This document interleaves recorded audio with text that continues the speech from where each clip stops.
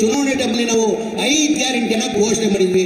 ಆ ಗ್ಯಾರಂಟಿ ನಂಬಿಕೆ ಮೇಲೆ ಜನ ನಮ್ಮ 139 ಸೀಟನ್ನು ಗೆಲ್ಸ್ಕೊಟ್ಟು ಅವಾಗ ವಿರೋಧ ಪಕ್ಷದವರು ಏನಂದ್ರು, ಇಲ್ಲ ಗ್ಯಾರಂಟಿಗಳು ಕೊಡಕ್ಕೆ ಸಾಧ್ಯ ಆಗಲ್ಲ, ಈ ಗ್ಯಾರಂಟಿಗಳು ಕೊಡಬೇಕಾದ್ರೆ ಕನಿಷ್ಠ 55 ರಿಂದ 60 ಸಾವಿರ ಕೋಟಿ ಆಗ್ತದೆ, ಇವರು ಬರೀ ರಾಜಕೀಯ ಭಾಷಣ ಮಾಡಿದ್ದಾರೆ, ಈ ಗ್ಯಾರಂಟಿಗಳು ಕೊಡಕ್ಕೆ ಸಾಧ್ಯ ಆಗಲ್ಲ ಅಂದ್ರು.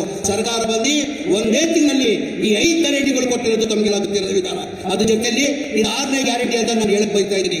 6ನೇ ಗ್ಯಾರಂಟಿ ಚುನಾವಣೆ ಟೈಮಲ್ಲಿ ನಾವು ಘೋಷಣೆ ಮಾಡಿಲ್ಲ, ಬಡವರಿಗೆ ಮನೆ ಫ್ರೀ ಕೊಡ್ತೀವಿ ಅಂತ ನಾವು ಘೋಷಣೆ ಮಾಡಿಲ್ಲ. ಹಿಂದಿನ ಸರ್ಕಾರದಲ್ಲಿ ಸಿದ್ದರಾಮಯ್ಯ ಸಾಹೇಬರು ಮುಖ್ಯಮಂತ್ರಿ ಇರುವಾಗ 2015, 16, 17, 18ರಲ್ಲಿ 1,80,253 ಮನೆಗಳು ಸಂಬಳದಲ್ಲಿ ಸ್ಯಾಂಕ್ಷನ್ ಆಗಿದ್ದು. ಅದೇ ತರ ರಾಜೀವ್ ಗಾಂಧಿ ASP ಸ್ಕೀಮ್ ಅಲ್ಲಿ 47,867 ಮನೆಗಳು ಸ್ಯಾಂಕ್ಷನ್ ಆಗಿದ್ದು. ಒಟ್ಟಾಗಿ 7,30,030 ಮನೆಗಳು ಸ್ಯಾಂಕ್ಷನ್ ಆಗಿದ್ದು. ಅದಾದ್ಮೇಲೆ ಸಮ್ಮಿಶ್ರ ಸರ್ಕಾರ ಬಂತು, ಬಿಜೆಪಿ ಸರ್ಕಾರ 4 ವರ್ಷ ಇತ್ತು, ಒಂದ್ ಮನೆನೂ ಸ್ಯಾಂಕ್ಷನ್ ಮಾಡಿಲ್ಲ, ಒಂದ್ ಮನೆನೂ ಕೊಡಕ್ಕೆ ಸಾಧ್ಯ ಆಗಿಲ್ಲ. ಕಾರಣ ಅಂದ್ರೆ ಒಂದ್ ಮನೆ ಕಟ್ಟಬೇಕಾದ್ರೆ 7,5 ಲಕ್ಷ ರೂಪಾಯಿ ಆಗ್ತದೆ. ಕೇಂದ್ರ ಸರ್ಕಾರದಿಂದ ಪ್ರಧಾನ ಮಂತ್ರಿ ಆವಾಸ್ ಯೋಜನಾ ಅಂತ ಹೇಳ್ಬಿಟ್ಟು 1 ಲಕ್ಷ ಕೊಡ್ತಾವ್ರೆ. ಬಡವ್ರ ಮನೆಗೆ ಮನೆ ಕಟ್ಟಕ್ಕೆ 18% GST ಹಾಕಿ 1,32,000 ವಾಪಸ್ ತಗೊಳ್ತಾವ್ರೆ.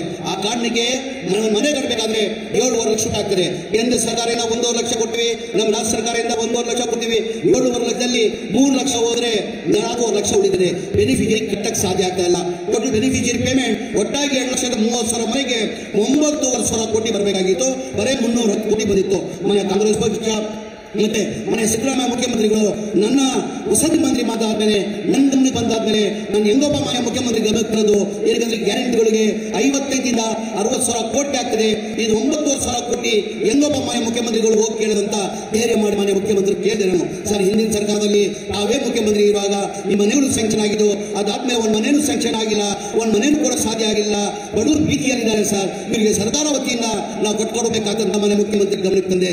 ಮನೆ ಮುಖ್ಯಮಂತ್ರಿಗಳು ಮುಖ್ಯಮಂತ್ರಿಗಳು 2-3 ಮೀಟಿಂಗ್ ಮಾಡಿ ನೀನ್ ಹೇಳಿದಾರ ಸತ್ಯ ಆಗணும், ಬಡವರು ದುಡ್ಡು ಕೊಡಕ್ಕೆ ಸಾಧ್ಯ ಆಗಲ್ಲ, ಅದು ಎಷ್ಟನ್ನ ಕಷ್ಟ ಆಗ್ಲಿ, ಎಷ್ಟನ್ನ ತೊಂದರೆ ಆಗ್ಲಿ, ಆ ದುಡ್ಡನ್ನ 9,500 ಕೋಟಿ ನಾನು ಕೊಡ್ತೀನಿ, ನೀನು 26 ಕೊನೆ ಡಿಸೆಂಬರ್ ವರೆಗೂ ಈ 2,30,000 ಮನೆಗಳು ಕಂಪ್ಲೀಟ್ ಮಾಡ್ಬೇಕಂತ ಮನೆ ಮುಖ್ಯಮಂತ್ರಿಗಳು ಸೂಚನೆ ಕೊಟ್ಟು 2024ರಲ್ಲಿ ಕ್ಯಾಬಿನೆಟ್ ಅಲ್ಲಿ ಅಪ್ರೂವ್ ಮಾಡಿ 500 ಕೋಟಿ ಕೊಟ್ಟಿದ್ದಕ್ಕೆ 36,789 ಮನೆಗಳು ಕೊಟ್ವಿ. ಏನು ಬಿಜೆಪಿ ಅವರು ಕೊಡಕ್ಕೆ ಸಾಧ್ಯ ಆಗಿಲ್ಲ, ಅವ್ರು ಕೊಡ್ಬೇಕಾಗಿದ್ದ ಯಾವ ಗ್ಯಾರಂಟಿನೂ ಇರಲಿಲ್ಲ, ಯಾವ ಗ್ಯಾರಂಟಿ ಇರಲಿಲ್ಲ ಬಿಜೆಪಿ ಅವರಿಗೆ. ಆಗ ಅವರು ಕೊಡಬಹುದಾಗಿತ್ತು.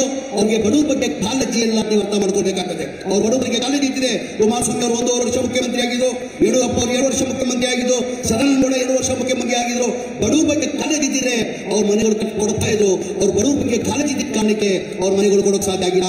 ಇದೇ ತಿಂಗಳು 29ನೇ ತಾರೀಕಿಗೆ ಹುಬ್ಳಿದಲ್ಲಿ ಕಾರ್ಯಕ್ರಮ ಮಾಡಿ ನಮ್ಮ ACC ಅಧ್ಯಕ್ಷರಾದಂತ ಮಲ್ಲಿಕಾರ್ಜುನ ಖರ್ಗೆ ಸಾಹೇಬರು, ಮನೆ ನಮ್ಮ ನಾಯಕರಾದಂತ ರಾಹುಲ್ ಗಾಂಧಿ ಅವರು ಇದೇ ತಿಂಗಳು 29ನೇ ತಾರೀಕಿಗೆ ಹುಬ್ಳಿದಲ್ಲಿ ಕಾರ್ಯಕ್ರಮ ಮಾಡಿ 42,345 ಮನೆಗಳು ಕೊಡ್ತಾ ಇದ್ವಿ.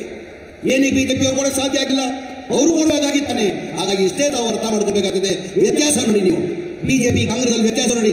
ಬಿಜೆಪಿಯಲ್ಲಿ ಯಾವನಾದ್ರು ನೋಡಿ ಇತಿಹಾಸ ತೆಗಿರಿ, ಕಾಂಗ್ರೆಸ್ ಪಕ್ಷದ ಇತಿಹಾಸ ತೆಗಿರಿ. ಯಾವ ಚುನಾವಣೆ ಬರ್ತದೆ, ಜನಗಳ ಮಧ್ಯದಲ್ಲಿ ಹೋದ್ರೆ ನಾವು ಸಾಧನೆಯನ್ನ ತೋರಿಸಿ ನಾವು ಮತ ಕೇಳ್ತೀವಿ. ನಮ್ಮ ಸರ್ಕಾರ ಇತ್ತು, ಇಂಥ ಭಾಗ್ಯಗಳು, ಇಂಥ ಕಾರ್ಯಕ್ರಮ ಕೊಟ್ಟಿದ್ದ ಇದ್ವಿ, ಮುಂದೆ ನಮ್ಮ ಸರ್ಕಾರ ಬಂದೆ ಇಂಥ ಕಾರ್ಯಕ್ರಮ ಕೊಡ್ತೀವಿ ಅಂತ ಹೇಳ್ಬಿಟ್ಟು ಜನಗಳಿಗೆ ನಾವು ಮತ ಕೇಳ್ತೀವಿ. ಎಲ್ಲ ಬಿಜೆಪಿ ಅವರು ಯಾವ್ದಾರ ಕಾರ್ಯಕ್ರಮ ತೋರಿಸಿ ಮತ ಕೇಳಿದಾರ?